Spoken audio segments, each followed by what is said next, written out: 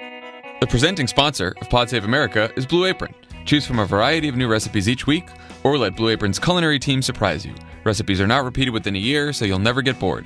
Get your first 3 meals free with free shipping by going to blueapron.com/crooked. Blue Apron is a better way to... Trump will never change. Cook.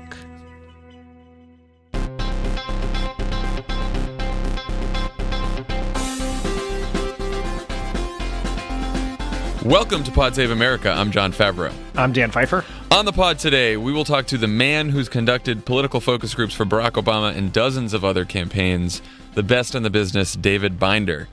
We'll also talk to the host of With Friends Like These, Ana Marie Cox. Also, don't forget to go download Pod Save the World. Tommy talks about Trump's Afghanistan speech this week with former White House National Security Council staffer Kelly Magsamen. It's a great episode. And let's begin there. Let's start with Trump's first primetime address as president, where he managed to read the prompter without praising any Nazis. In the Afghanistan speech, he completely changed his position. During the campaign, he said about a dozen times we should pull out all of our troops.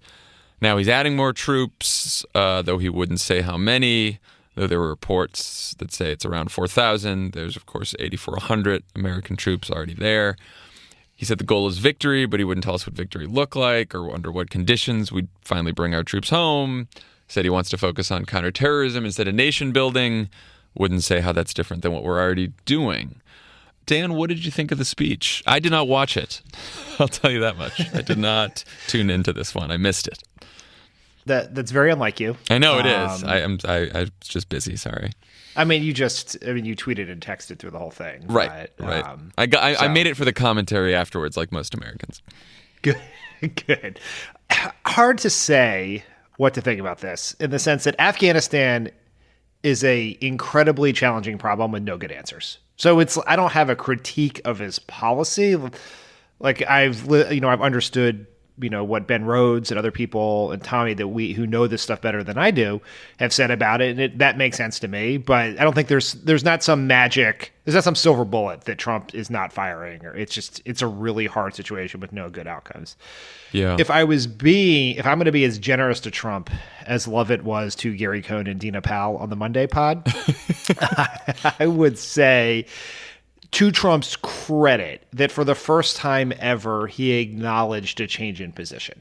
Like, he put in context why he flipped, which normally he just engages in this factual nihilism where he just pretends like he never had that position and just denies it to the end and we move on. And he actually said, I had this one position, I came in, I met with a bunch of people, I learned this, and now I'm doing this. And so that, I guess we should give some credit there. What I found... If I was the networks, it's important to understand that the White House has to go to the broadcast networks and say, will you give us free time?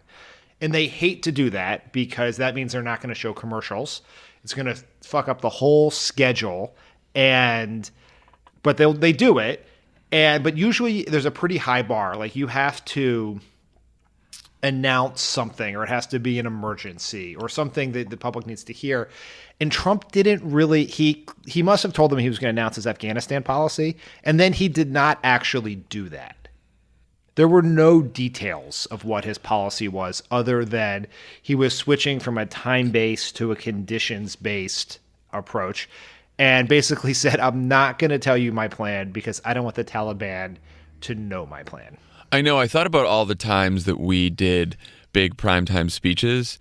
And can you imagine if we went out with the speech and the policy people were like, we can't give you the exact number. We've decided we don't want to do the exact number of troops. We're not going to be specific about the goals. Like, you and I would have been sitting there thinking, we are going to get killed in the press for being this vague and having and ask for a primetime address. And I would not have wanted to take any of the calls from the networks who would have been rightfully rip shit about that. It's a small thing, right? Like, no one really cares about the plights of the network presidents. But it will matter. There will be a point in the future where they will ask for time and the networks will be more skeptical of giving it for that reason. And people say, well, Trump's great ratings, so that's why they did it. Well, he's not actually great ratings. Those ratings were fine. But it doesn't matter because they can't sell commercials against it. So it's not good for them to do, like, they don't get anything out of it. So it is actually a public service that they do it, and Trump took a little bit of an advantage of them. Yeah. Would you say he was a new president that night? Yes, I would say he was a new president. I want to say... I actually feel bad for Phil Rucker of the Washington Post tweeted, "Tonight is a new President Trump, acknowledging a flip-flop and talking about gravity of office, history, and substance." And there were about 4,000 replies to Phil's tweet of people just, it was sort of the, tonight's the night Donald Trump became president kind of thing. I don't know what to say about it. At this point, it's just like, enough is enough with the, like, is he a new president? Which Trump will show up tonight? Can he change? Can the staff change him? Will the shakeup change anything in the White House? Like, no. The answer is no, no, no. It's never going to change. Let's, move on to talk about other things. Yeah, I will say, I like Phil Rucker a lot. I think he's one of the... He's a great reporter. Great reporter, very smart. And he didn't actually mean what he tweeted, I think, because... You sent it to me when you were so busy not watching the speech. I got enraged. I retweeted it and said, "Want to take bets on how long this lasts?" And he responded within 2 seconds to say, "Till tomorrow night's rally in Phoenix." So he was sort of the victim of if Twitter allowed 220 characters, his next line would have probably been "until tomorrow night." But he's the symbol of a terrible trend and punditry. I don't think he actually believes that Donald Trump became president that night. I think it's pretty clear he does not. It's this Washington punditry need to declare grandiose, things about a speech or a moment or something like that. It's like you've got your one line on cable news and Wolf just asked you the question and what are you going to say? And you're like, oh, I need a soundbite that sums up the whole speech. It's like, we really don't need that. It's the hot take culture. It is a hot take culture. But yeah, so anyway, so he gives this speech. Can I say one more thing about Phil Rucker? Do you know how much self-resistance it took to not tweet, "What about your gaffe, Phil?" I thought the same thing. And I thought a lot of people probably don't know what our reference is. Go Google, "What about your gaffes, Romney 2012 campaign," because there is a video where Mitt Romney is overseas and Phil Rucker is just and Ashley Parker are both just screaming at him, "What about his gaffes?" And we played this clip on the Obama campaign at least 5,000 times. At least 5,000 each. It's very enjoyable. All right, so anyway, so he finishes this very sober Afghanistan speech, which marks a change in policy, though lacks, a lot of specifics, but fine, we're moving on. Good for Donald Trump. Then he goes to Phoenix. New Trump lasts exactly 24 hours, which is what Phil said. And in Phoenix, he was back to his old self during a rambling, defensive 77-minute tirade. What were your first impressions of that speech?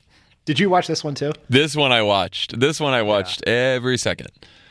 Yeah, me too.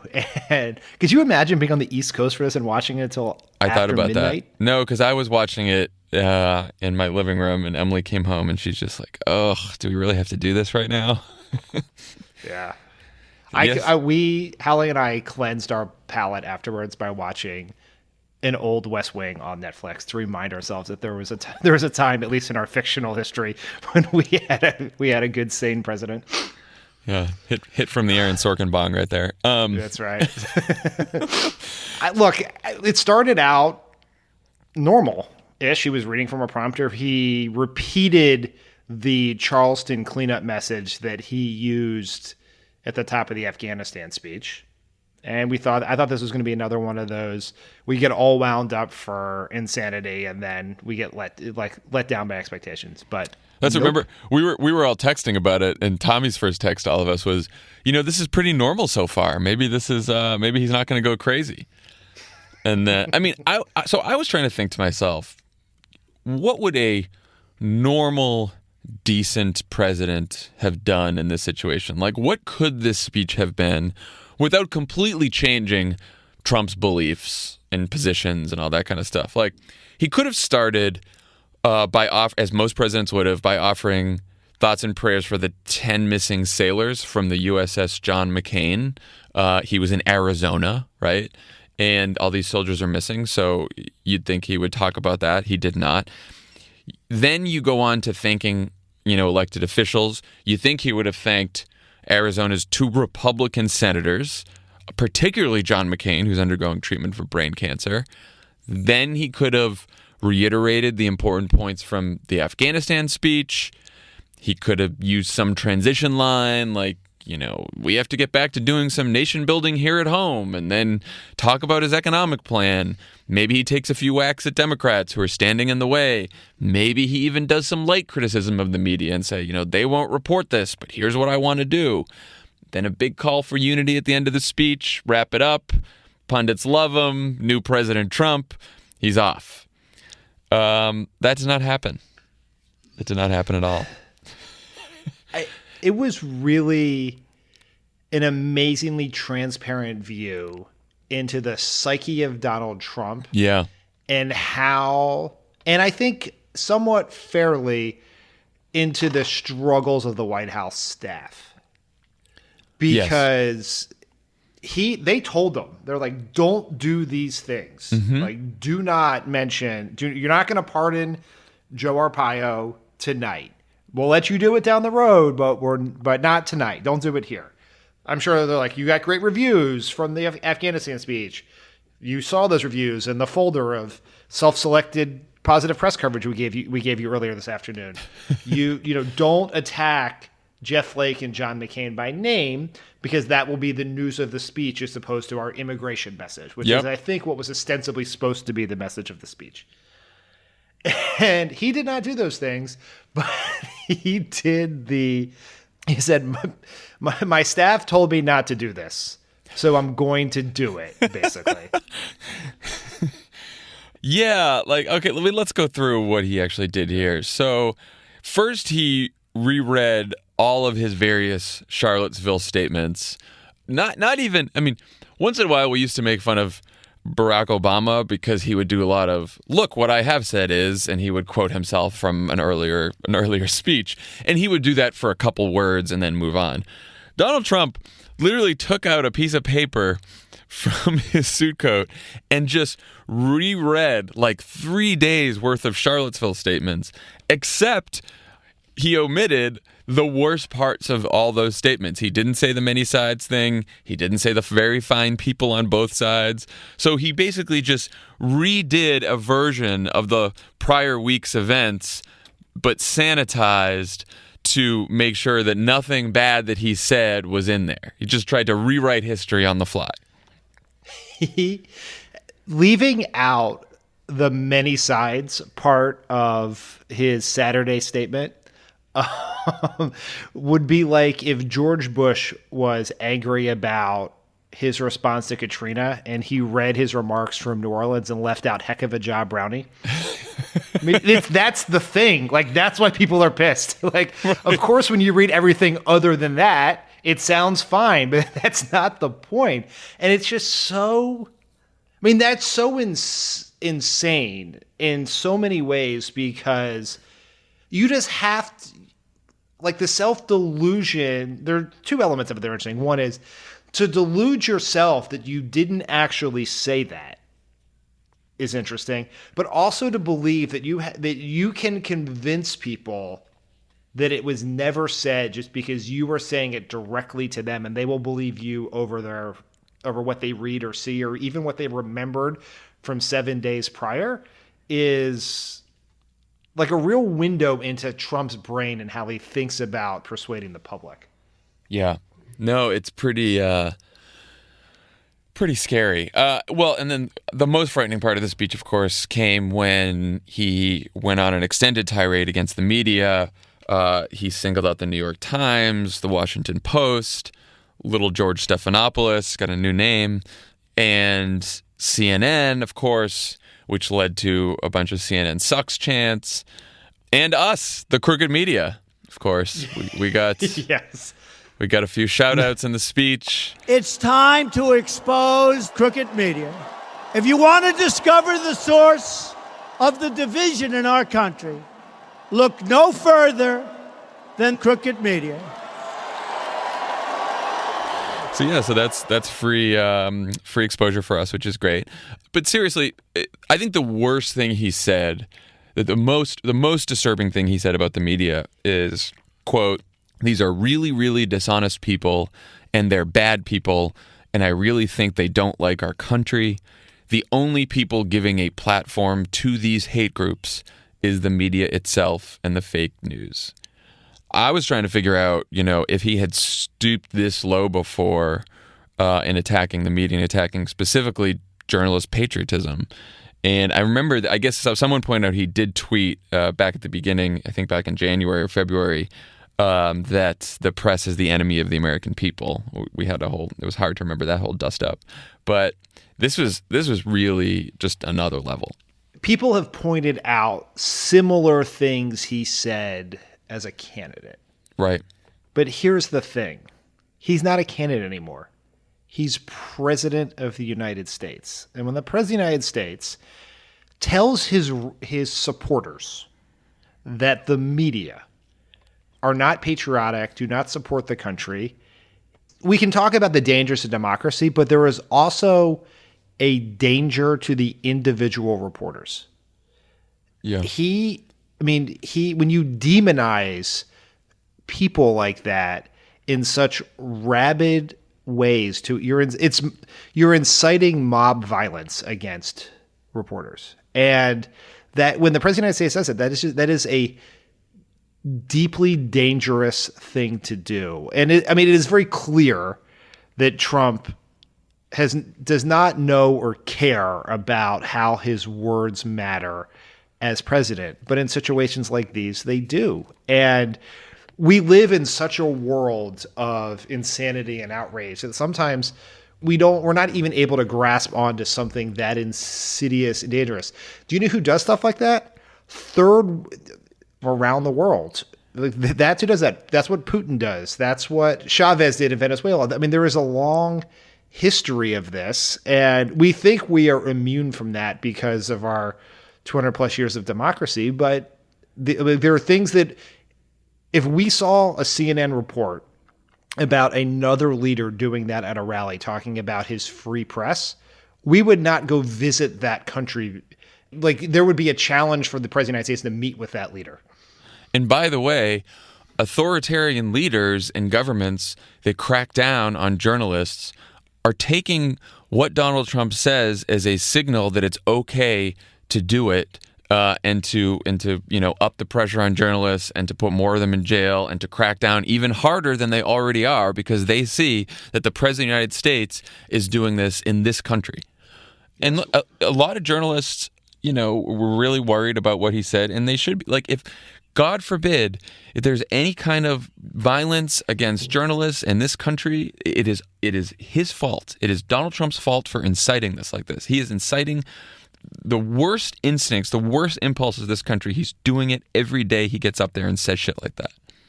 You saw a lot of reporters on Twitter and, being self-aware, saying, bashing the media has never been a bad political strategy, or the public doesn't care about the plight of reporters. And that is totally true. That is 100% true.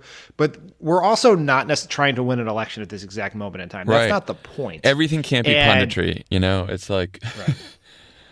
We get That's not it. permission to do it. Yeah, and people, you guys attack the media sometimes. Right. Every single president attacks the media or complains about the media, at least, criticizes the media. Barack Obama did it. George Bush did it. Bill Clinton did it. They all did it.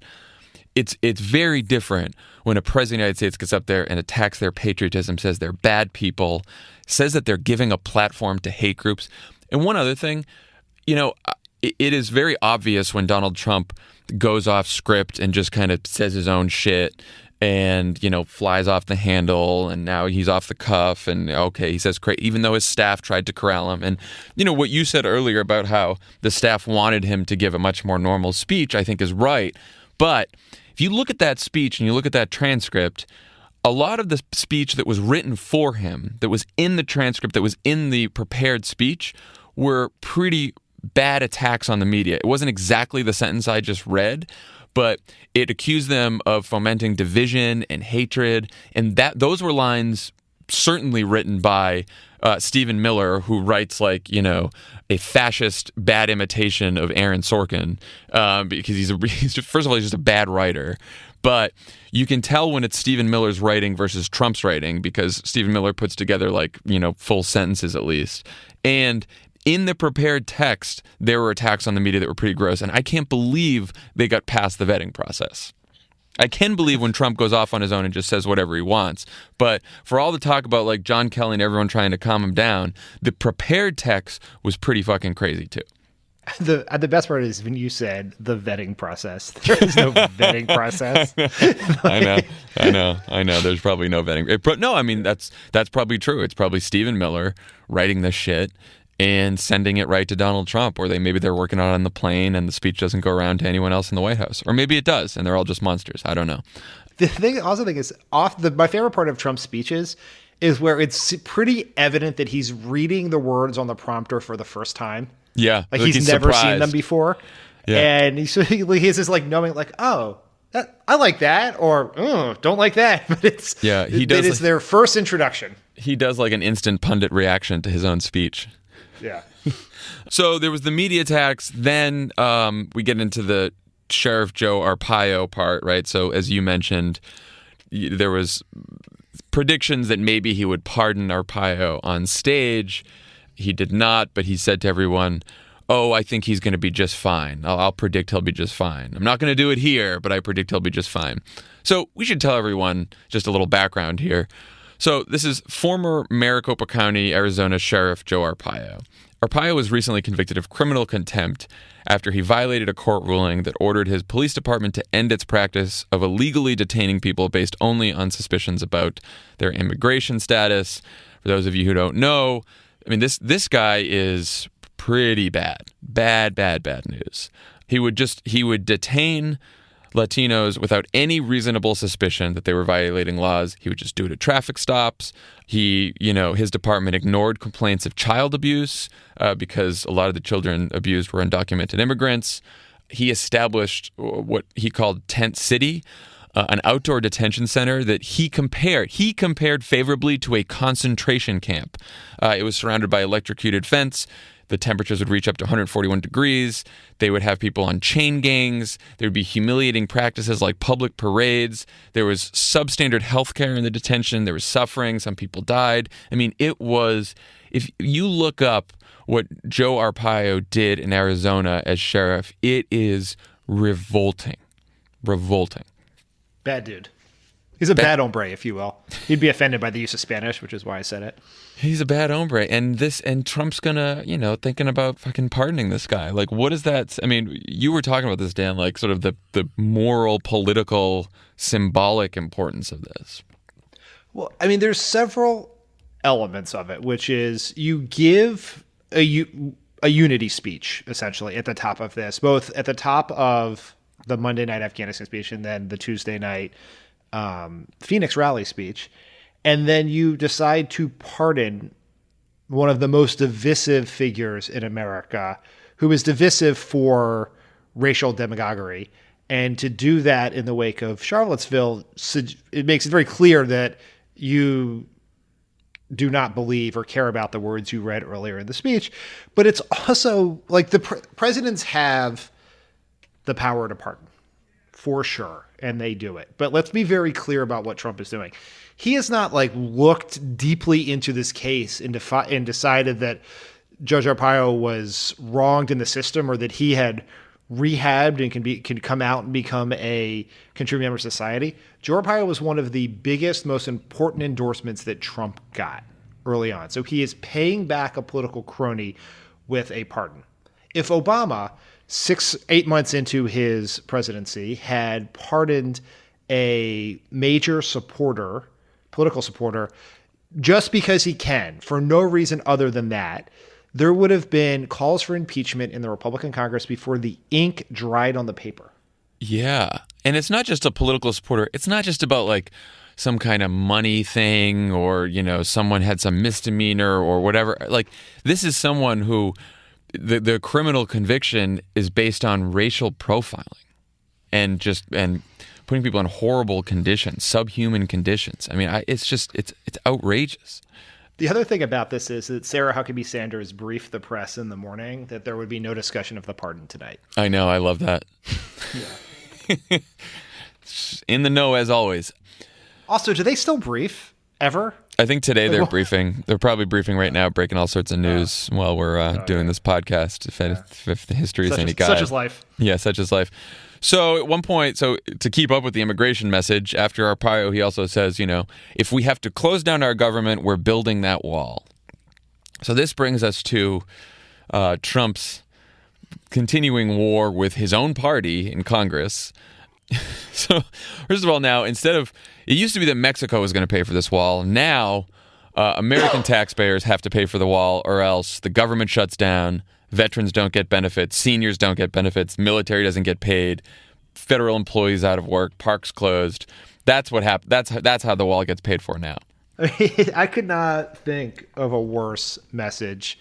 Also, Republicans control the government. Right. There's always this battle. We've had 2 government shutdowns in recent memory, or maybe not in that recent memory. One in the 90s when Clinton was the president and Republicans were controlling Congress. And then once in the Obama administration when Republicans controlled the House and Democrats controlled the Senate and the White House. And there's always this big battle about who's going to get blamed. Will it be the Congress who's shutting down the government of one party or the president of the other party, and House blame going to be allocated? Many people believe Bill Clinton used that shutdown. He won that battle, helped him win re-election. We won the public opinion part of our battle with Republicans. But in this case, there's no debate. The Republicans control Congress and the White House. So we know who's going to get, we know they will take all the blame. That's just how it will be. It is the amount of incompetence it would take for a government to shut down in one party control is mind-boggling, even with Donald Trump as president. And this is all him, right? I mean, Democrats don't want to shut down because just Democrats don't want to shut down. They just want the government to continue to function, right? They're normal. Republicans don't want to shut down, because they're worried they're going to get blamed for it. And also a shutdown's going to get in the way of them doing tax reform, which they want to do, right? So we have this setup here where Paul Ryan and Mitch McConnell and Nancy Pelosi and Chuck Schumer are all saying, all right, let's pass a government funding bill. By the way, let's also make sure we lift the debt ceiling so we don't have a global economic catastrophe. And let's get this done in September and we can all move on to, the next fights. A lot of Republicans, many Republicans, especially in the Senate, don't want to build his stupid fucking wall. They don't want to fund it. They think it's a crazy idea. A lot of them are tough on immigration. Maybe they want to beef up the border. Maybe they want more border security. Some of them have proposed various legislation for that, or they want to stick that in the government funding bill, whatever. They can hash that out with Democrats. But enough Republicans have said they don't want to fund the wall that you don't see it getting out of Congress and getting to Trump's desk a piece of legislation that has all the funding he wants for his stupid fucking wall, right? So Donald Trump is now saying he could get a piece of bipartisan legislation with Democrats and Republicans passing it to fund the government, to lift the debt ceiling, to do all these things we need to be done, and he is going to veto it and shut down the entire government, screw up the markets, put people out of work, starve people of benefits, all because he wants money for an actual physical wall between us and Mexico that Mexico is not going to pay for. That's where we are. A physical see-through wall so that we can see when they're throwing the drugs over and we don't get hit in the head by them. Big, beautiful door. To be specific. Yeah. Be beautiful with solar panels on top, of course. I mean, there is a shutdown problem and a debt ceiling problem that's bigger than just the wall, which is the House Freedom Caucus also wants a bunch of other spending cuts and reforms in exchange for paying the bills they've already incurred on the debt ceiling. And we are barreling towards a cliff and we have drunk people driving the car. It is incredibly dangerous and no one competent to solve this problem. Don't make any plans for September, guys. Yeah, if you thought August was amazing, September is going to be even scarier. And what's complicating this whole debate is we saw this morning on Twitter, Donald Trump is just out there attacking Republicans left and right. He attacked McConnell this morning for failing to repeal and replace Obamacare again. He attacked McConnell and Paul Ryan this morning on not putting the debt ceiling measure in the VA bill that just passed, I guess. He's attacking Jeff Flake. Tweeted about him yesterday, even though he didn't name him during the Arizona rally. He's trying to back a challenger for Jeff Flake because, who knows why. There's this New York Times story the other day where he and McConnell apparently had a phone call that devolved into a profane shouting match. What is going on here? One, that was a killer segue into this section of the outline. So I didn't I applaud you nail for it? I think I really nailed it. You're really becoming a real pro at this. Yeah. It's bizarre. I mean, to try to understand this, I think you have to understand that Donald Trump did not run for president to do anything. There's nothing he wants to accomplish. No, he just wanted to. He just wants to be applauded. Yes, he wanted to win. He wants applause, and he wants to, as most of the Republican media does, to piss off liberals by just annoying them and annoying the press. Right. It may not be a bad strategy for political strategy for Trump to triangulate between the Democrats and congressional Republicans. One of the reasons people elected him was because the Russians told us what was in John Podesta's email. But beyond that was because he was not a politician. He was not part of the crowd in D.C. that wasn't getting anything done. And they associated Hillary Clinton, because of her long time on the political stage, with that crowd. And so if he attacks Republicans and attacks Democrats, you could say that would be a political strategy to become more popular or to get reelected. It is not, however, as annoying as Mitch McConnell is, and I guarantee you he is incredibly annoying, attacking him is a really bad way to enact your agenda. If you ran because you wanted to give health care to people, or like Obama did, or if you're Trump, if you cared about a tough on borders immigration policy or tax reform or an infrastructure bill, you would not attack Mitch McConnell, even if you wanted to, because we have 3 branches of government and you need him to do it. He doesn't really care about getting things done. He cares when people make fun of him for not getting things done, but he doesn't really care about the policy stuff. So he allows these personal vendettas to get out there. I don't want to go all Luis Mensch on you, but do you think some of this has to do with he thinks something's coming on Russia? Because I'm reading a bunch of these stories yesterday, and it's like he'll lash out at these Republicans, but then it always has something to do with Russia. So there's a Politico story.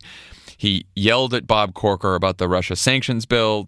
He called up Tom Tillis. He yelled at him about his bill that would protect Mueller from being fired, which Trump doesn't like. Why don't you like a bill that protects Mueller from being fired unless you're thinking of firing Mueller? And some senior Republican aide said, it seems he is just always so focused on Russia. I don't know. I don't know if he feels like something's coming, or he's just super annoyed that it's in the news still. I don't know. And it's barely in the news. Like, there was a big story about how yet another senior Trump aide was involved with possibly arranging a meeting with Russians. This time, Rick Dearborn, who was a senior policy advisor on the campaign, now deputy chief of staff in the White House. But other than that, we've been much more focused on the Nazi side of Trump than the pro-Nazi side than the pro-Russian side for at least the last couple of weeks. So maybe they know of something that is percolating in Congress that has not come out yet, or some movement in the Mueller investigation that they know about but has not leaked out yet. So that is possible. I'm always hesitant to ascribe grand strategy to Trump's temper tantrums. Oh yeah, no, I don't think it's strategy. But I think it's more just it might anger him, and then he might lash out. Yeah, that is true. There's someone tweeted this morning about the attacks on McConnell and Paul Ryan from Trump this morning that these tweets are about the dossier.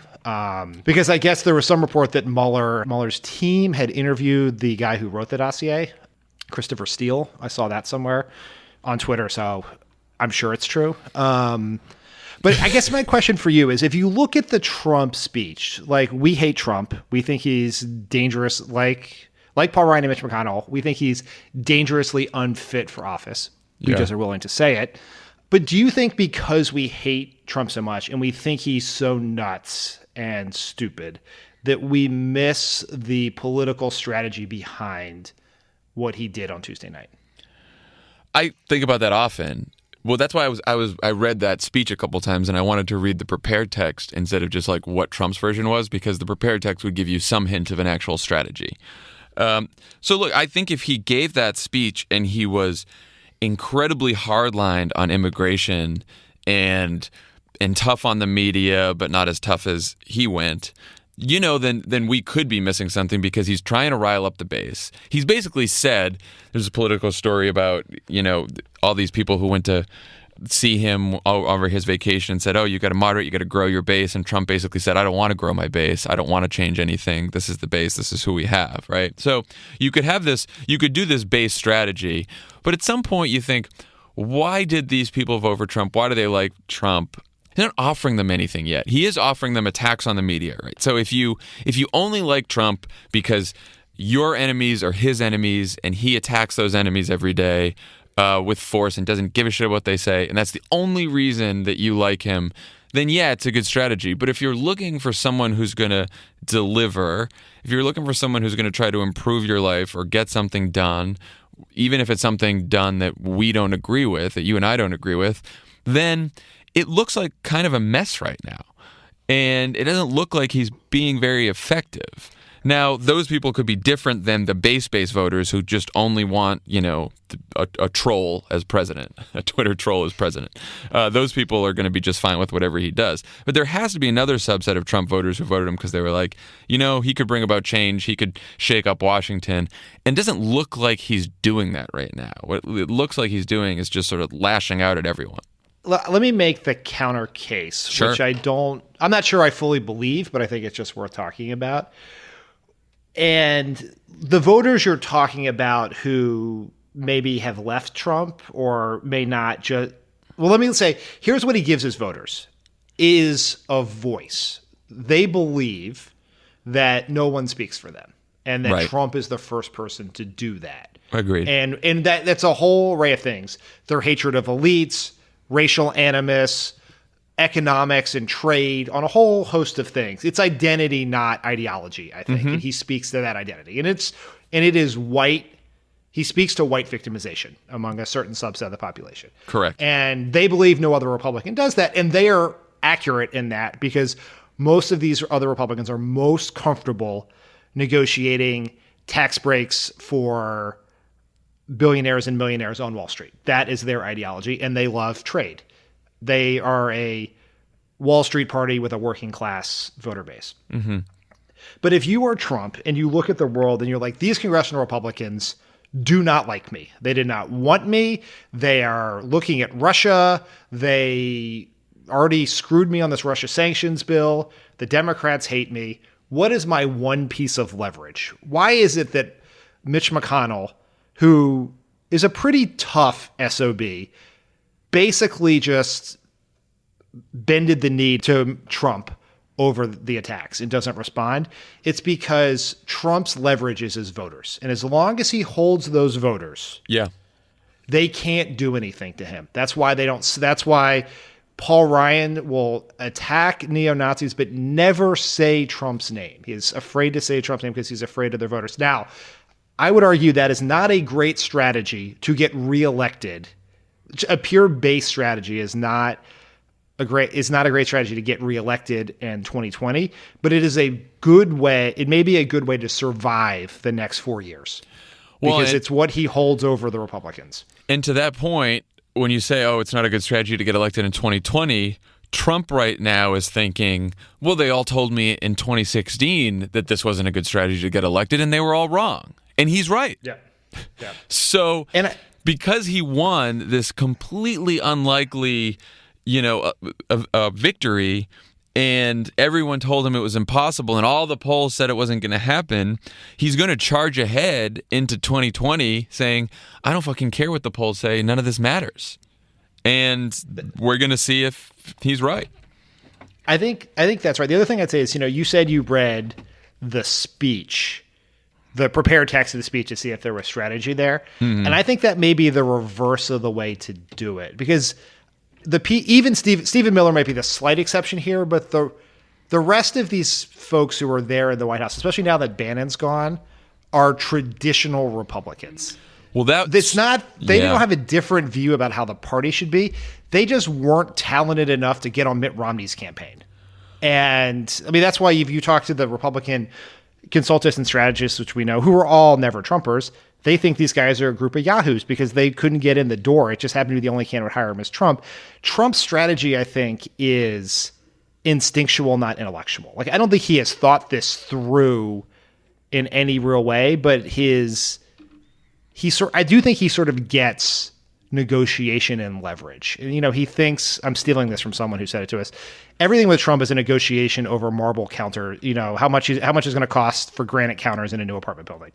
And he's negotiating with contractors. And so his strategy is leverage. I think, Gary Cohn wants tax reform, and John Kelly wants X, and Stephen Miller probably wants some immigration bill. Trump only wants to remain in power and be applauded for being in power. Dan, it's love it. That was my line. Oh, hello. And Stephen Miller wants a girlfriend. No, Dan, what's interesting is the Afghanistan speech was not Trump and not Stephen Miller and not for the base, because his base does not want to be in Afghanistan, just like our base. But the Phoenix speech was the Stephen Miller Trump mind meld, and like you said, Trump probably had an even better instinct than Miller did about what his base wants, but that was much more for the base than the Afghanistan speech. The Afghanistan speech was the result of establishment thinking, for sure. While we're all here together, can we talk about the fact that we've been mispronouncing Axios for almost a year now? You know what, Dan? Here's the thing. I think we shouldn't really beat ourselves up about that. I believe they chose a Latin word or a Greek word. Greek, yeah. It's Greek, so... It means worthy. What's the appropriate pronunciation? Axios? Axios. Yeah, Axios. Axios. Okay. But honestly, I think if we want to call it Axios, I think that's also fine. I mean, I don't think it is, but it's... Okay. When we come back, David Binder. Pod Save America is brought to you by Sonos. Sonos! You are encouraged to talk freely about your love of Sonos. We love Sonos. Excellent. So I got the Play Bar for my TV. I have a... There's a Play Bass. I'm sorry, I don't even have... I have the Play Bass, and then I have the Play 5 in my dining room / video game parlor / Settlers of Catan zone. And then I have one in the bathroom just so that if I'm in the shower, I can listen to a podcast or two. Because, I love podcasts, both being on them and experiencing them, even if my voice isn't part of it. I am moving today and tomorrow to a new home. And normally a concern would be you get to the new house, you got to set up all of your sound stuff, all your electronics. Not a concern of mine, because I got all Sonos stuff. It's so easy. And I'm just going to put it on the Wi-Fi, and it's all going to connect, and things are going to be wonderful. You know what? And if they're not, you're going to hear me complaining about it. You're not, though. From Dorrington Ave. You're not going to hear about it, because I'm going to come over and I'm going to fix it, because that's part of your wedding gift. That's right. John Lovett is going to set up all my technology. It was my part of the... And with one thing. I got to figure out what the thing... It's a also gift. the It's TV. A physical object of some kind related to the technology. We haven't figured out what that is yet. Plus setting it all up, because John doesn't like technology, The best part is Sonos is going to be playing beautiful music throughout the whole home while you set it up. Your Sonos won't even know you moved. You're just going to plug it back in, connect to the Wi-Fi, and be like, that was weird. It was dark for a second, but now we're back to normal. Here's the good news. For the first time ever, Sonos is offering the listeners of Pod Save America 10% off one order of $1,000 or less for any product on Sonos.com. This offer is available for a limited time only and cannot be combined with other discounts or promotions. So don't try it. Don't try it. Good to know. Use the promo code PSA10, capital PSA10 at Sonos.com to receive this exclusive offer. Go get yourself some Sonos. It's $100 if you get right up to that $1,000 mark. There you go. Did the math right there. Back of the envelope calculation. I got yelled at yesterday for doing math in a meeting. But I mean, it was better math than that. I mean, let's not brag about doing 10%. But I did real math in a meeting and I got yelled at. Yeah, well, some people had pods to prepare for. Mm-hmm. Okay.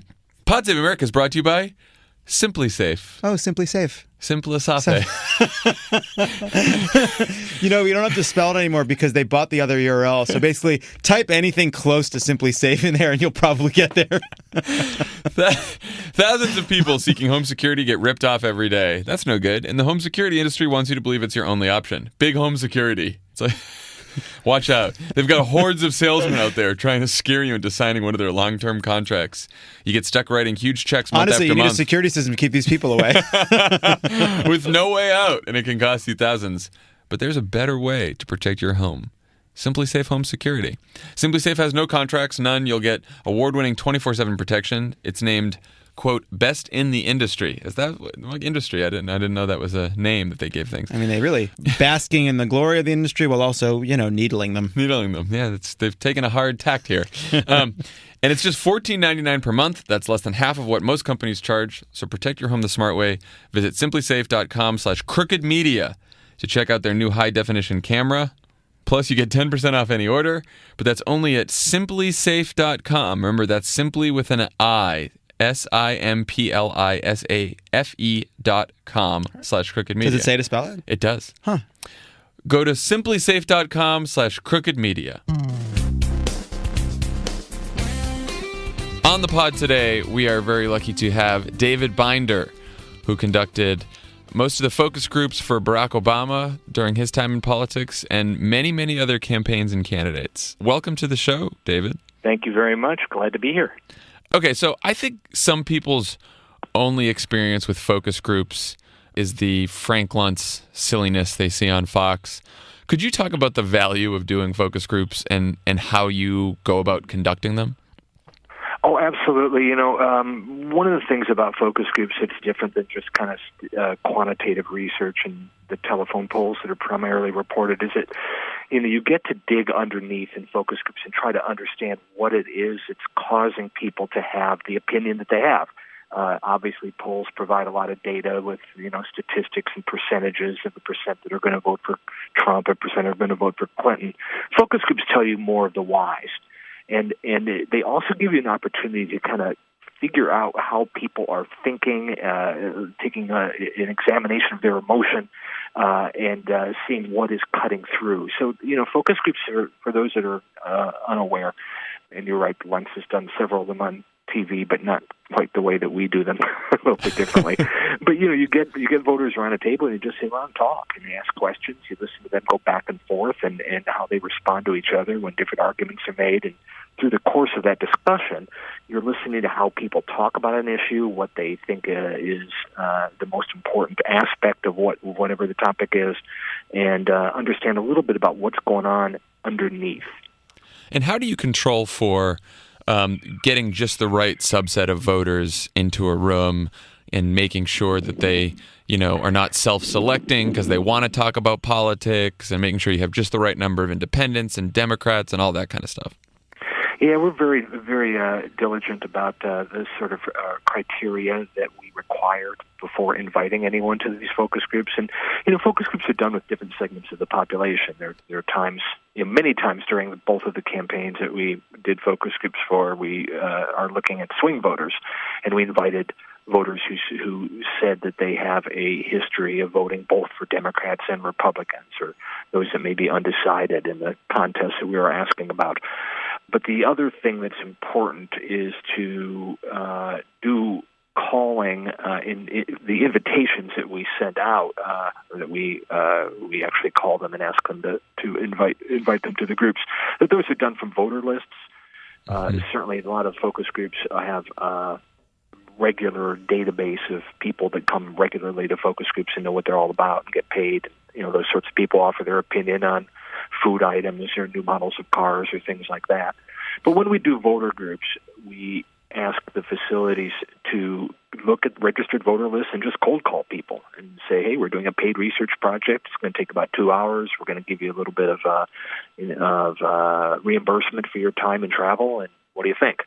And they go through a set of questions to make sure that they are indeed, either independents or swing voters or whatever the criteria is for that particular project. And that's the process to get them in the groups. David, we often talk about how America is becoming a nation of pundits and how social media has changed the way people talk about and interpret politics. Have you seen changes over the 10 years that, since we first met you, and how people respond to politics in focus groups? Do they know more? Are they more passionate, more engaged? Has anything changed in their approach to discussing politics? Definitely, Dan. One of the things that we do, we have a warm-up question that we use regularly when we go around the table at the very beginning of the group and ask people to tell us a little bit about themselves and where they live and the basic stuff about themselves. But we also ask them to say, where are you getting your news and information these days? What is the primary source of your breaking news when things happen? And what's happened over the course of the 10 years is that people have more and more moved to social media as where they're getting their news. I mean, a lot of people say they're getting it off their phones, but many more people are getting it off Facebook. Even more people are getting it off Twitter now than they were 10 years ago. And that has a real effect for how they're viewing politics, because it's not just where they're getting their information, but it's who and what is filtering their information. 10 years ago, we heard a lot of people talking about cable news and local news on television, and we still do. There's still many people that get their news that way. But these days, we're finding a lot of people saying, hey, I'm getting my news from Facebook, and they're getting their news from friends on Facebook or people that are already in their friend circle. So the way that they're consuming news and that they're getting information is now being filtered through their own friendship circles or other sorts of people they follow on Twitter. So we're finding a little bit more isolation in the degree to which people are getting their news, meaning that they're not always hearing both sides of the story. Lovely. I remember you did a series of groups after the election with Obama-Trump voters. Yes, John. What kinds of explanations did these voters give for wanting to vote for Trump after they had voted for Obama once or even twice? These were fascinating groups, John. I tell you, I mean, it was one of the big questions we had when we realized what happened after Election Day, and everybody was kind of saying, well, what would cause people who voted for Obama in 2008 or 2012 and go to Trump in 2016, especially with President Obama campaigning so vigorously for Hillary Clinton. So a lot of pundits were scratching their heads. How could that possibly make sense to anyone? So we did some focus groups with these people, and we actually recruited them like we were talking about before, and asking them to disclose who they voted for. We sat down with them. We did these in a couple of the swing states, and just listened to them and said, hey, you guys voted for Obama in 2012 and 2008, and you voted for Trump in 2016, and there are some people would look at that and say, well, that's a little bit odd, given that one was a Democrat, one was a Republican, and then President Obama himself would have, was out campaigning hard for Hillary Clinton. Well, how do you justify that, or how do you explain it? And what they told us was they didn't see any inconsistency at all in voting for Obama and Trump, and so I'm kind of like sitting at the end of the table there, kind of squinting a little bit and saying, okay, tell me a little bit more about that. Why do you feel it's consistent? And they said a couple things. Biggest thing, I think, was the idea that they were looking for change. They were looking for something different. And in their minds, Obama in 2008 was clearly something different than anything they'd had before as a president. He obviously was of a different ethnicity. He spoke differently. He seemed to be coming from a different background. And voters at that point were saying, hey, let's look, we want something new. We want something different. In 2016, they said the same thing. We had Obama, and many of them still like Obama. It wasn't that they turned against President Obama. They still had positive feelings and gave him a positive job review, but they said they still want change. And they looked at Trump and they thought that he is now the next version of change, the next version of something different, someone who would shake things up. The other thing they said was that Trump appeared to speak very from the heart, and certainly a lot of people were saying he said things that concerned them or embarrassed them, or things that they wished he hadn't said, or maybe he should have a filter. We heard that a lot in our focus groups. But at the same time, they kind of said this guy's saying what he thinks, and he's fresh, and he doesn't worry about saying things that are, dare I say, focus group tested. So, to them, both Obama was a sincere candidate and sincere president who spoke from his heart, and to their outlook, Trump was doing the same thing. So they were saying, "Hey, we're looking for candidates." It's funny. Sometimes I think there's a little misconception sometimes that voters are always looking at policy. They look at tax policy, or they look at child care policy, or social issues, or who's going to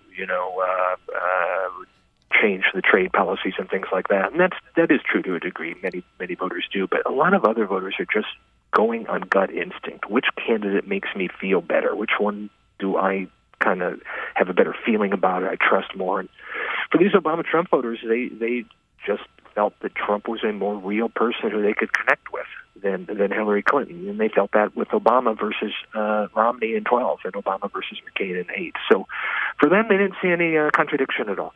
David, in thinking about these voters, what I've really been wrestling with is there support for Obama the exception or the rule? Meaning, would they have voted for Republicans in 08 and 12 if if Obama was not such a unique, change-oriented candidate?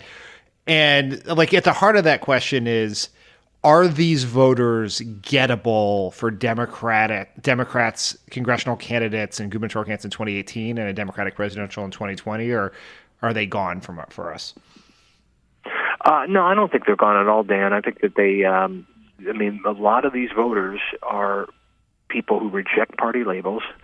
They say they vote for the person, and as I said, they vote for someone who makes them feel better. And for most all of this group, and some of them identify as Republicans, some identify as Democrats, but these groups are not traditional party line voters. They're not partisans, and they look at candidates separately and individually, and what they're saying, on the stump or in the media or from their Facebook friends. So I think certainly Obama was a unique candidate in 2008 and 2012 that caused some of them to gravitate to him. But, as we all know, every election's a choice, and, Obama contrasted favorably for these people compared to McCain, who was more older and status quo, and Romney, who they viewed as a little bit more out of touch with their lives. And in 2016, and, I did focus groups for the Clinton campaign and was one of the consultants on her team, but it was, listening to these voters, they were saying that they weren't trusting Hillary Clinton, and they didn't feel that she was the one who was speaking from the heart, or, she was more traditional and status quo, and they were looking for something other than that. So I look at 2018 and I'm thinking it depends on the contest. It depends on the contrast between the two candidates they're deciding for, whether it's governor or senator. But I have no reason to think that they're lost forever. I think they very easily could come back to the Democrats, and depending on that particular race. But I suspect many will. It seems like there's this disconnect, though, because we always hear that voters, are concerned about issues, and they're concerned about at least what affects their lives, right? And if they're concerned about that, a lot of people are probably, going to listen to your explanation and say, well, then why are they caring just about performative aspects of these candidates, right? Like, Trump makes me feel better, or I like the way Trump speaks and I don't like the way Hillary speaks and I don't trust her, or this or that. Do you get the sense that these are low information voters, that they were vulnerable to misinformation, or that did they know the stance, Trump and Clinton's stances on all the different issues, and they just didn't care, or what's going on there? Yeah, no, I do. It's a great question, John. I think that they do know at some degree what their policy positions are, but for a lot of them, they don't care that much about it. Now, I think what's going on is that you're absolutely right that voters are looking for a candidate who's going to improve their lives and make their economic lot in life a little bit more promising. And the idea that they're looking at which candidate's going to help me is absolutely accurate. They want to know which candidate's going to make their lives better, help their family, give them a future, their kids a future, whether it's college or jobs. But I think what we hear from these voters is that first line of attraction to a candidate is one of kind of instinctive trust and sense that they are people that are going to fight for them, and that a lot of that comes with this kind of gut feeling or this kind of sense that the candidate is someone that is going to be an honest person and has integrity and all that.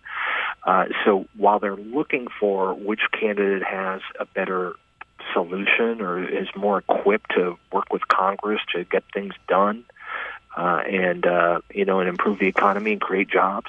Everyone says that. All the voters that we talk to in our focus groups say that that's important.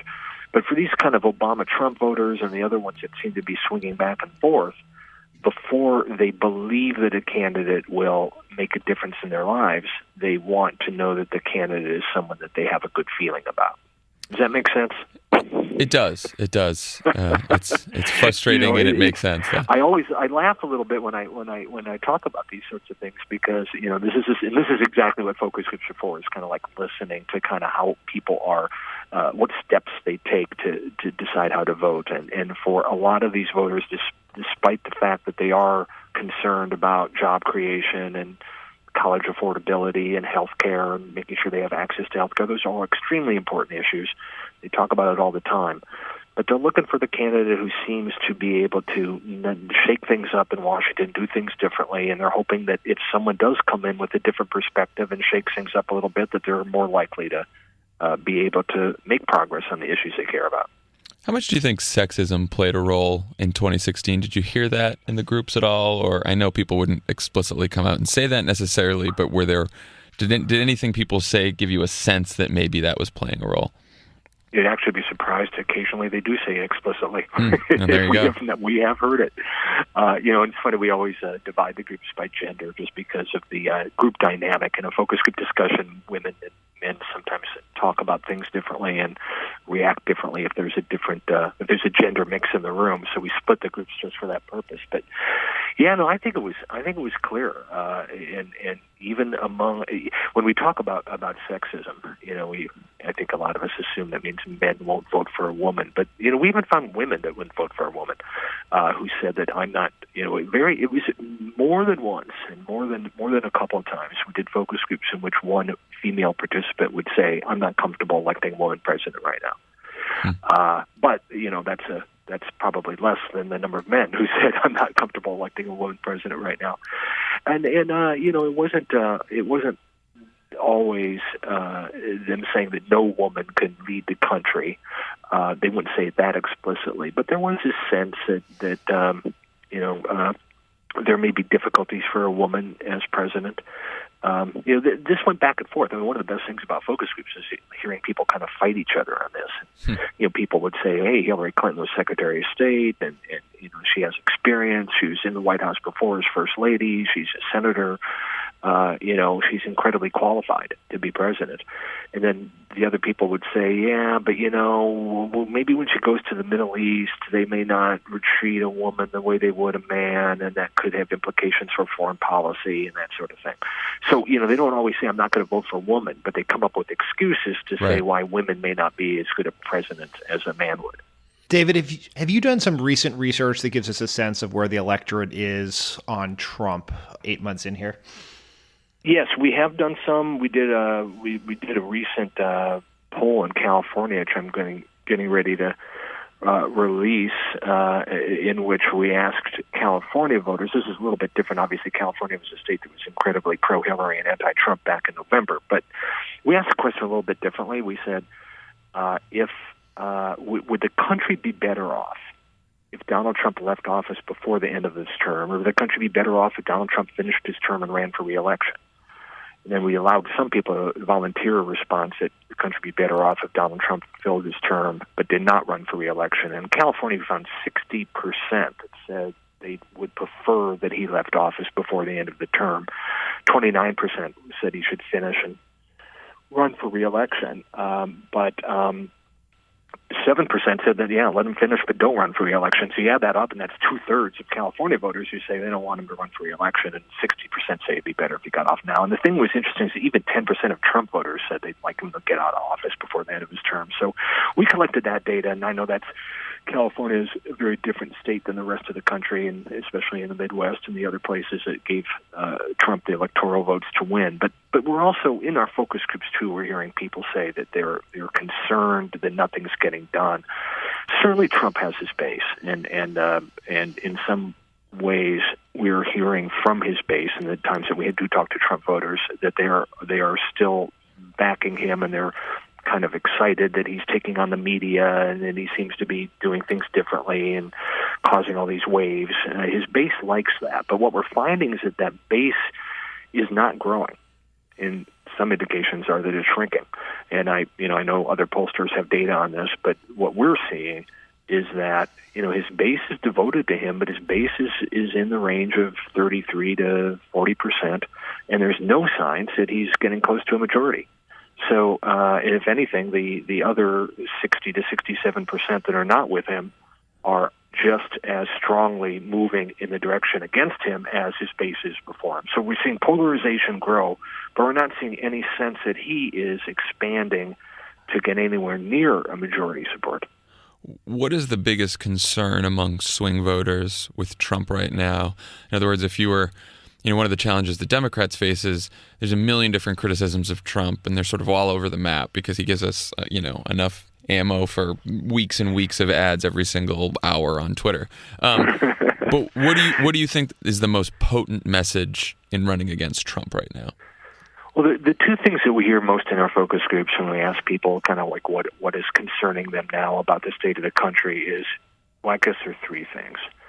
One is nothing's getting done as far as they're not seeing any progress on the issues they care about, whether it's health care or the economy or any other sorts of, college affordability, the sorts of stuff that they mention are so important to them. Second is the tone.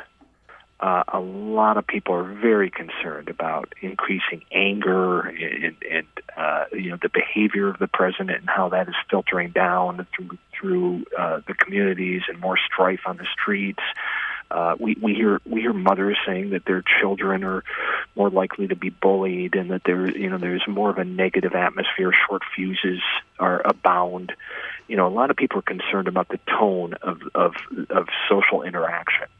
And then the third thing we hear, quite frankly, is the sense that America's position internationally isn't what it was before. And now, we're not.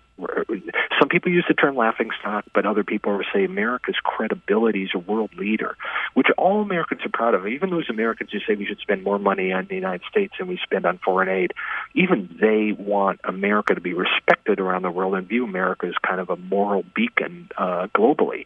And they're saying that's being erased right now. And they're looking at Europe, they're looking at countries around the globe saying that they don't hold America in the same esteem as they did before. And that's very troubling to people. David, is there anything in particular that, one of the things that is alarming to Democrats is you look at Georgia 6, where there were a decent number of Republican-leaning independent voters, maybe some of them are Obama-Trump voters, who disapproved of Trump but voted against the Democrat. Is there anything in particular you would advise Democrats to do to try to, in addition to trying to get more Democrats to vote, but to win over, particularly in these purple or red-leaning districts, to get those voters to vote for a congressional Democrat as opposed to a congressional Republican? Well, one thing I think the biggest lesson of the last November's election was the degree to which voters are looking for authenticity in candidates. I mean, they really want candidates who are not trying to be politically, cautious. Speak from the heart. Explain if you have an unpopular position or position that may not be a majority held by majority of voters in your district. Go out and explain it and say, this is why I think it's right. And, you may disagree with me, but these are my principles and values, and I stand by them. And when voters hear that, even if they don't agree with it, they respect you for saying it, and they respect you for holding to your gun. So a lot of the advice I have for Democrats running in 2018 is to be yourself, speak from the heart, and respect the voters' decision. And if you have a position that's controversial or one that maybe is not a majority view in the district you're running in, own it and just say, hey, this is the way I feel and this is why. And if you explain it and speak authentically, then I think voters are going to respect you, and that makes a big difference. And the other thing I really believe right now, and I know this sounds a little bit, we say this a lot, but voters are really looking for people that can work together, and this kind of strife, and they look at what Trump's doing with not only Democrats but also with his congressional Republicans now, and it just seems like the fights have gone to such an extreme that we just don't have any confidence that anything can get done. And this is part of the reason why they gave Trump a chance. Some of them is because they thought that the Republicans had stymied President Obama so much and nothing got done over his period because Republicans are so obstinate that they were hoping Trump would come in from the outside and shake things up. But now we see things are worse. And not only is nothing getting done, but people are just constantly fighting. So I'm going to tell Democratic candidates in 2018 that you have to hold your principles and speak from the heart, but also say the time for digging in the sand is we're going to do it when it's necessary for an issue that we have values on, but we really need to find common ground and try to find ways to work with the other party. David Binder, thank you so much for coming on. This was very illuminating. We know you have a flight to catch, so we'll let you go, but please come back and talk to us again sometime. Yeah. Happy to, guys. Invite me back anytime. When somebody doesn't show up, just call me. I'll fill in. Excellent. All Thanks, right, buddy. Safe flight. Take care. All right. When we come back, Ana Marie Cox. Pod Save America is brought to you by the Cash App. The Cash App. Any grievances we need to air today? While you're thinking about it, everyone should download the Cash App. There are. Put in the code PODSAVE. You get $5. Donors Choose gets $5. They fund classroom projects all across the country. We've already funded a bunch here. A bunch. We're feeling good about I think it. it was a bunch of projects. 13, 14. 13, yeah. We're feeling good. You're feeling good. That's 13 the Cash classrooms. App's feeling good. Pay people on the Cash App. There's a whole bunch of people that asked for money this week on other apps, payment apps, and I just wrote back, no. It's going to be the Cash App or bust. Cash App or bust. The code is PodSafe. Code's PodSafe. You know that sometimes I miss that. Well, it's funny. So now I it's scrambled burned in myself my for a memory. second. The code is PodSave. $5 to you, $5 to Donors Choose. Use the Cash App. We're not using the other ones anymore. Excellent. And Pod Save America is brought to you by Postmates. Postmates. What are you going to use to order food while you're quietly watching Game of Thrones? The finale, guys. Hey, John, that was a trick question. You know why? Here's what you're not going to do. You're not going to be ordering food during Game of Thrones. You have two options. You download Postmates. You order with enough time for the Postmates to arrive. Or, you don't start the Game of Thrones.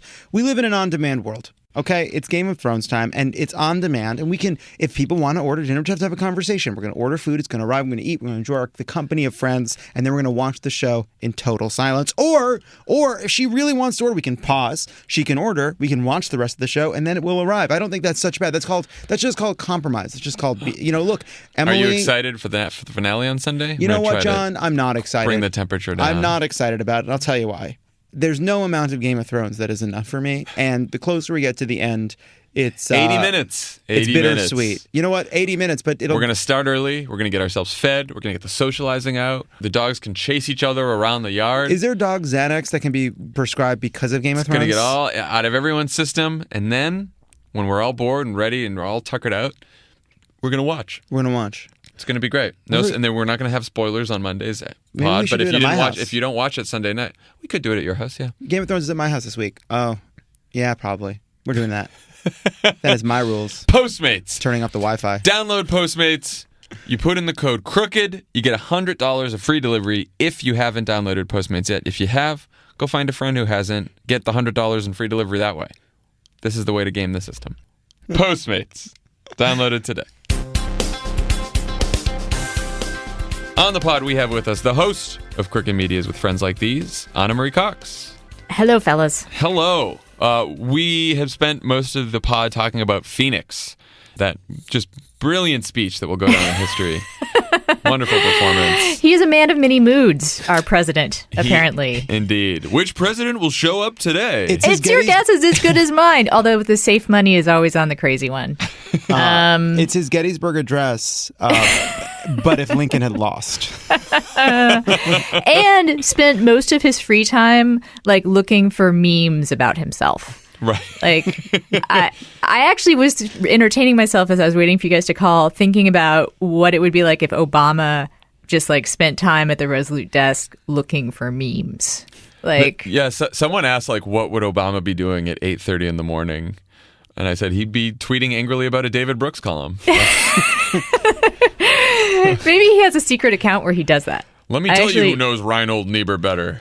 Many people are starting to talk about the Tea Party. The Tea Party. A lot of people aren't talking about it. The Tea Party. I do want to believe that he has a secret account where he's doing that stuff. Like that is the thought that's going to make me smile today. But we shouldn't be smiling too much. You guys wanted to talk about Phoenix, and Phoenix was scary. Yeah, we talked about what happened inside the rally with Trump, but I know you wanted to talk about sort of what was going on outside the rally and the effects of what Trump said and what Trump's been saying over the last couple of weeks on giving aid and comfort and encouragement to the white nationalist movement. Well, I mean, you said it very succinctly. That is what he is doing. Yeah. Richard Spencer tweeted basically that speech, whatever it was, wasn't quite a speech. That, rolling id in words basically was an attaboy, for the white nationalists and white supremacists. They saw it as a validation from him. And they, of course, like everyone else, can point to a speech like that and say, that's the real Trump. I mean, it matters. Like this difference between teleprompter Trump and rally Trump, it's not just about theater criticism, Right. It is something that people pay attention to who are looking for meaning in his words, and you can tell when he really means it. And I would remind you guys, I had Tom Nichols on my show last week, and he's a national security guy, and he's talked about how foreign powers look at this too.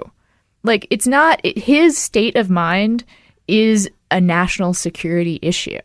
When you can tell when he means what he says and when he doesn't, like, that's something that other countries are looking at and paying attention to. Yeah, it was interesting. I was listening to Michael Barbaro of The Daily. He interviewed ex-white nationalist Derek Black this week. Mm-hmm. And this is a guy who's like dad, basically, does Stormfront radio, and his godfather is David Duke. And he left the movement, at some point in college. And he said that he was so shocked that Trump came back and gave that press conference, the famous one in Trump Tower from last week, that basically said, yeah, I'm with you guys. He was like, no, people in the white nationalist movement are thinking, like, never in a million years could we have dreamed that this guy would come out and be so open as to call us fine people and to say that he loves all of us and to say all this stuff. Like, they are so pumped about this. And that's fucking terrifying. It is terrifying. And it's not terrifying, too. I mean, I said that Trump's state of mind is a national security issue. Like, this is a national security issue, too, because he's empowering them. And there was a great story in Mother Jones this week about this, about law enforcement officers saying that speech worried them. Their quote was, "It's hard to view this as anything other than a disaster." For them, on the ground, trying to counter homegrown violent extremism from the right. And you guys probably know that the Trump administration has cut funding and research into violent extremism on the right. There is one group in America that does outreach, or one group that I know of, that does outreach to white supremacists and tries to de-radicalize them. It's called Life After Hate. They were being federally funded to do this, and the most important thing they could be doing at this moment in history, and it was cut by the Trump administration. Yeah, no, well, of course, one thing that's amplifying all this, or, we could be seeing all this and like, yeah, obviously this is bad. He's giving encouragement to white nationalists. But if you're watching Fox or you're reading Breitbart, it's all about Antifa, right? It's just violent. They did a story this morning on violent left groups about to explode. That's the main source of concern. Right. Whereas Cato did a study released not too long ago that said that far-right extremists have killed literally 10 times more people than far-left extremists in this country. 10 times more people. It's fake news. That's what that is. It's fake news. By the way, if I think it is called Antifa, and like, did you say Antifa? Like, I think we need to settle on a pronunciation. I think it's Antifa. Well, I don't think it's Antifa because it's anti-fascism. Okay. Antifa is the more natural way to pronounce it. But right. I agree with you, Ana, that Axios. Right. Right. Exactly. It's Antifa. Antifa is right, but it doesn't have like the typical cadence of English. So we struggle with it. I think, what's that called? It's like a trochee is da da da, but this is da da da. And I don't know what that one's called. But anyway, they exist. And they're probably going to grow, of course, thanks to this attention. But you know what else is going to grow? Those white nationalists and white supremacist group, thanks to this attention. They are now like possibly one of the only areas of growth for young conservatives in this country. I shouldn't say use the word conservative. We have plenty of friends who are conservative. That's not necessarily what drives white nationalism and white supremacy. White supremacy and white nationalism drive it. But this is turning into a growth industry for people who are aligned with Trump. Let's say that. That's probably one of the only areas where his support is growing. You guys know as well as I do, like the support for him is shrinking, and we should probably emphasize that when we talk about things like Phoenix. There are more of us than them, but he's definitely... Them is louder. Yeah, them is louder, and them are dangerous. You know, they're the more dangerous of the two, and that's what I'm really scared of. You guys know this. I've been at a Trump rally where he turns the crowd on journalists. I've been in that journalist pen in the back of the room. What was that like? It's terrifying. Like, I feel a little bit like a wimp telling you that and using that word. But to have an entire group of people just focus their hate on you, and there's only a few of you, and there's a lot of them, like, it's a physical, like, fight or flight response, you know? Like, it scares you. And it's intended to scare you. And the line between doing that and inflicting actual violence is pretty, I mean, it's a bright line. Like, I don't want to over dramatize this, but you're definitely getting close to that line.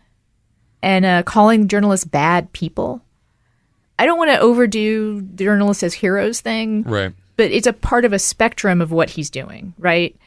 Which also includes things like the Arpaio pardon and the transgender, you know, revitalizing or, you know, reanimating the transgender ban. He is othering bunches of group of people. He is scapegoating them, and he is urging on the most ugly of feelings that his supporters have for those groups, and he's validating those feelings. That's what's so crazy about this, right? Like, because when you think about what Obama did, love him or hate him, but what he did in moments of like national crisis is he tried to set an example of how we should feel about something, you know? Yeah, that's what presidents are supposed to do. Like, it was like he tried to set a tone of sorts. And not everyone agreed, but I think we can agree that he was usually calming, you know? Like, he wasn't trying to stir up more. And it's not just Obama. I mean, we talk about this a lot, but when Bush went to the mosque after 9/11 to make it clear that this was not an attack by Muslims or what was about to be a war on Muslims, it was about basically almost every president, except, I mean, I think Nixon, you know, was a little more of an agitator, but most presidents have taken it as their role to be someone who calms the nation in times of crisis. And to take the opposite tack is just, again, it's not theater criticism.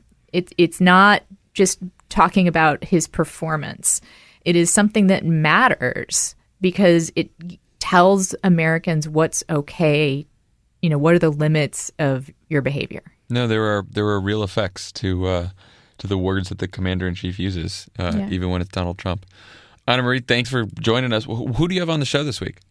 On the show this week is Jack Jenkins from Think Progress to talk about the history of Christian nationalism and the way that ties to Donald Trump and how it explains a lot about why evangelicals are probably not going to turn on him, this sort of infrastructure of Christian nationalism that exists. And then listener mail, new regular segment. Cool. Parker Malloy and I tackle a question from a listener. I want to have you guys on sometime, by the way, to help. Sweet. Anytime. Point me at a microphone. Yeah. All right. All right. Well, thanks for joining. And I think let's do our outro. We're all here. It's the outro. It's the outro. We've often said that the hardest question you could ask Donald Trump is like, what is your healthcare plan? Do you think it would help with evangelicals if someone turned to Donald Trump and said, Donald Trump, you've professed that you're a proud Christian. Tell us about Jesus. Tell us some facts about him. He's basically been asked that. He's the greatest. He was the best. He was amazing. Yeah. The Bible's the only book better than Art of the Deal. Go listen to it with friends like these. Yeah. Subscribe to all the pods. Go get subscribe. Merch. Subscribe live shows. We got live shows. Crooked.com/tours. Crooked.com/chores. Yeah, we got. I think Wisconsin went on sale today. I got to tell you, there's no consequences, but this is not our best outro. Chris, please clean up this outro. No, don't clean it up. Everyone. I think it should go exactly like this, and let's Put it just say out. goodbye now. I have to do my ads with Love It anyway. This is like, we're a transparent organization. This was a shitty outro. Let's just live with it. Take care, everyone. We'll see you next week. Right, bye. Bye. Bye, guys. Bye, Dan. If you want to discover the source of the division in our country, look no further than Crooked Media.